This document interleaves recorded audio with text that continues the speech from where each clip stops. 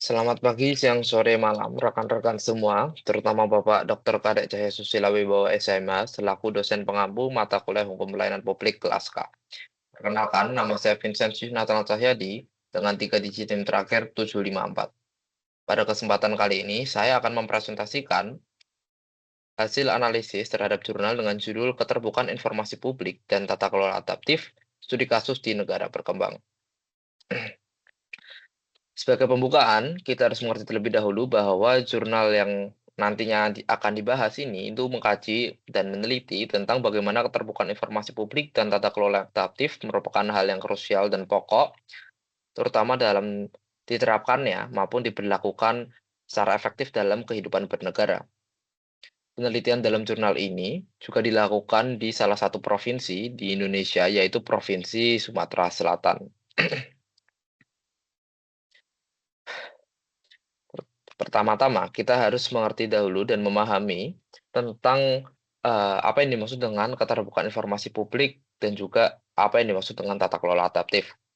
Keterbukaan informasi publik merupakan prinsip fundamental yang ada dalam masyarakat demokratis, terutama dalam negara Indonesia yang menerapkan prinsip demokrasi yang dilandaskan dengan transparansi, partisipasi publik, dan akuntabilitas pemerintah. Kemudian, tata kelola adaptif adalah pendekatan pemerintah yang dapat beradaptasi maupun menyesuaikan dengan perubahan lingkungan dan juga tuntutan masyarakat. Seperti yang sudah dikatakan sebelumnya, bahwa penelitian ini dilakukan di Provinsi Sumatera Selatan, maka kita bisa melihat bahwa adanya komisi informasi yang dibentuk oleh pemerintah Provinsi Sumatera Selatan untuk mendorong keterbukaan informasi publik. Namun, komisi informasi tersebut kerap menemukan ataupun menghadapi kesulitan maupun juga faktor-faktor yang menghambat gitu.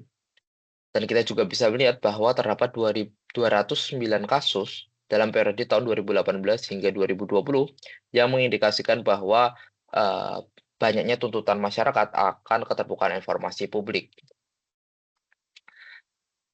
Untuk mengetahui bahwa keterbukaan informasi publik di Sumatera Selatan itu dinilai dari beberapa indikator.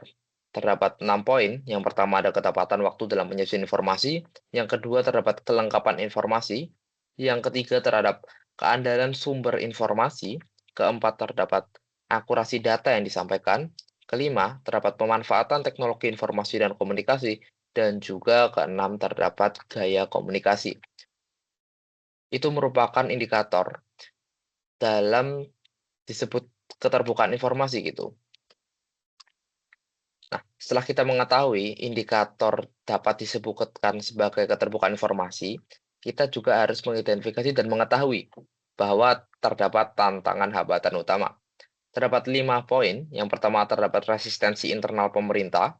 Yang kedua terhadap pengecualian informasi berdasarkan hukum, mengingat juga bahwa hukum mengatur bahwa terdapat informasi yang tidak bisa disampaikan ataupun bersifat, tertutup. Kemudian terdapat manajemen informasi yang belum terintegrasi antar lembaga, kemudian terdapat keterbatasan akses informasi, dan yang terakhir terdapat kecakapan digital dan literasi informasi yang rendah. Jika kita melihat dari 5 poin ini, maka tantangan hambatan itu tidak hanya datang dari pemerintah, namun juga datang dari masyarakat. Untuk mengetahuinya, kita bisa melihat pada 2 poin terakhir, yaitu keterbatasan akses informasi dan juga dari kecakapan digital dan literasi informasi yang rendah. Dalam menangani ataupun menghadapi, tantangan tersebut, maka terdapat 3 solusi. Yang pertama ada kolaborasi, yang kedua ada fleksibilitas, dan yang ketiga terdapat pembelajaran. Kolaborasi artinya kolaborasi antar aktor ataupun terhadap pihak yang terlibat. Contoh seperti, pemerintah, masyarakat, maupun juga pihak swasta.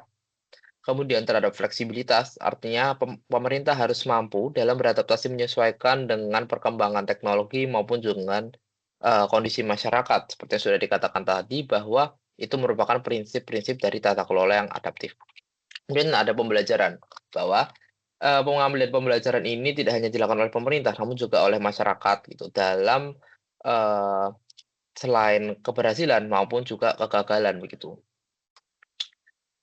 Dalam rekomendasi solusi yang sudah disampaikan, itu tentu perlu dilakukan ataupun diimplementasikan melalui strategi. Nah, strateginya terdapat 5. Yang pertama yaitu inklusivitas dalam informasi, terutama dalam memastikan informasi ini terjangkau seluruh segmen masyarakat tanpa terkecuali. Yang kedua terdapat penerapan sistem manajemen informasi yang terintegrasi lintas lembaga pemerintah. Kemudian yang ketiga, mengurangi resistensi internal pemerintah melalui edukasi dan perubahan budaya organisasi. Keempat, terdapat meningkatkan aksesibilitas dengan pemanfaat teknologi dan infrastruktur yang lebih baik. Kemudian yang kelima, itu mendorong kecakapan digital dan literasi informasi di tengah masyarakat. Dengan adanya resolusi yang diterapkan melalui strategi, maka itu hasil yang diharapkan adalah peningkatan transparansi, responsivitas, dan keterlibatan masyarakat dalam tata pemerintah yang adaptif dan berkelanjutan.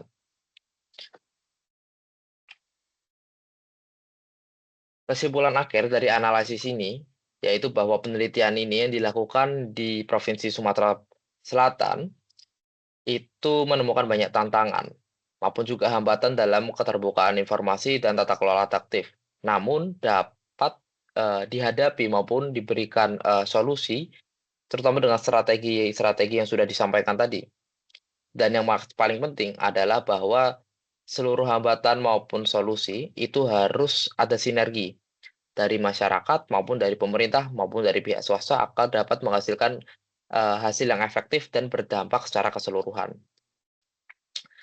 Mungkin sekian yang dapat saya sampaikan, kurang lebihnya mohon maaf. Terima kasih. Matur nuwun, matur suksma.